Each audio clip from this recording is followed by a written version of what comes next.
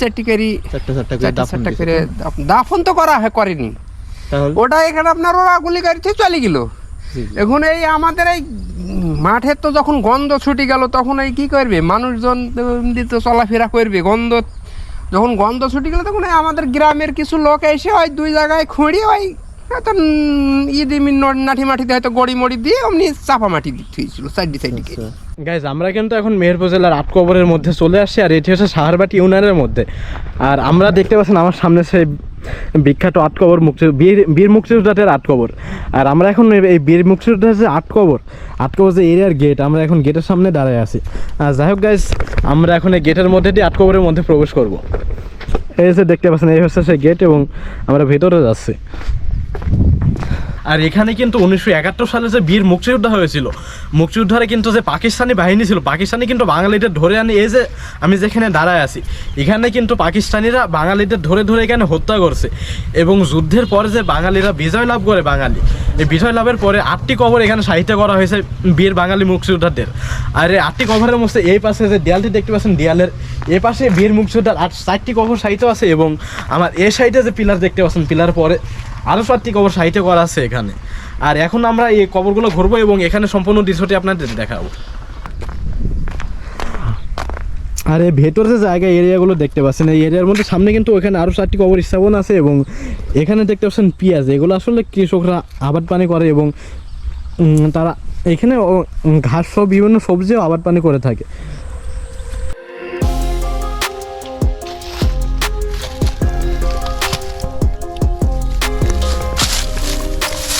এই যে ৮ কবরের মানে ইতিহাসটা কি, এখানে কাদের কবর দেয়া হয়েছে? ওই যে আপনার ওই যে মুক্তিযোদ্ধারা এই মিলিটারিরা মেরে ফেলেনি, ওই এই তাদের এই একসাথে এখানে 8 জনকে গুলি করল। মানে ধরে নিয়েছি। হ্যাঁ, আমাদের এই গ্রামের নাকি অন্য বাইরের বলতে এই হিন্দার আছে কয়জন, তারপরে এই নোপাড়ার কয়জন, যাই এরকম এই এক গ্রাম ও গ্রাম মিলিয়ে 8 জন। কিন্তু এখানে দেখতে পাওয়া যাচ্ছে 2টো কবর, ওইদিকে কি ওই চারটি করে দাফন তো করেনি ওটা এখানে আপনার ওরা গুলি গাড়িতে চলে গেল।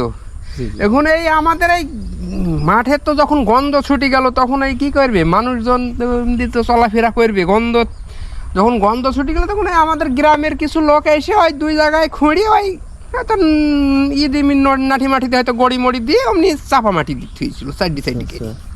আপনারা সেই সময় দেখেছেন? এখন দেখা বলতে সে সময় ছেলে মানুষ, ওই 4-5 বছরের ছেলে, এই মানুষে বলে গল্প শুনি পাকিস্তানিরা এই সেই সময় কালো রাতে মানে রাতের দিকে গুলি করে মারছিল না, তাই না? রাত্রিরে মেরেছিল এখানে, তখন তো বর্ষা। এখন একটা লোক বলছে যে আমি এই শস্য জমিটার ওই আইলে ওই নিচে ওখানে আপনার এই যে বৃত্তি পাতে মাছ ধরে, ওই মাছ ধরছে ওখানে, বৃত্তি পেয়েছি, বৃত্তি পাচ্ছি।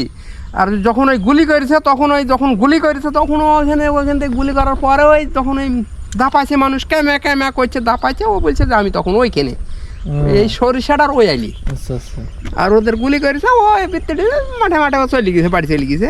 কিন্তু এখানে তখন এইসব জমিগুলাই ছিল এই আইরি, এই মাসের সময় মনে হয়, এটা হলো চৈত মাসের দিকে মনে হয়। তাহলে এটা তো 1971 সালের ঘটনা, তাই না? 71 সালের ঘটনা, 1971 সালের ঘটনা। এই আমরা তখন ছেলে মানুষ, ওই 4-5 বছরের তখন তার কাটা ছিল না, তখন পাকিস্তানিরা কিভাবে আসতো এই গ্রামে? পাকিস্তানিরা এখন ওটা আমরা তো শুনেছি যে হলো পাকিস্তানিরা ওই যে শেখ মুজিবের সাথে একটা হয়েছিল, দ্বন্দ্বটা হয়েছিল। ওই সময় মনে হয় শেখ মুজিব মনে হয় ভোটে পাশ করলো না কি করলো, যাই এরকম একটা হই, যেভাবে ওটা যারা ইতিহাস পড়িছে তারা হয়তো বুঝতে পারবে, আমরা তো সব পড়াশোনা করিনি গো, আমরা বুঝতে পারবো না। তো আচ্ছা, ঠিক আছে, এই গল্পই আমরা শোনা। ধন্যবাদ আপনাকে।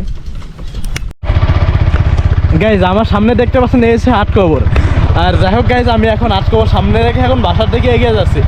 আর যাই হোক গাইজ, আপনারা সবাই ভালো থাকবেন, সুস্থ থাকবেন এবং আমার পরবর্তী কন্টেন্ট ভিডিও কী ধরনের আপনারা দেখতেছেন এগুলো কিন্তু আপনারা কমেন্ট করবেন। আপনারা কমেন্ট করলে আপনাদের পছন্দ মতো কন্টেন্ট ভিডিও আমি আনার চেষ্টা করবো, ঠিক আছে? আর আপনারা সবাই ভালো থাকবেন, সুস্থ থাকবেন, ধন্যবাদ সবাইকে।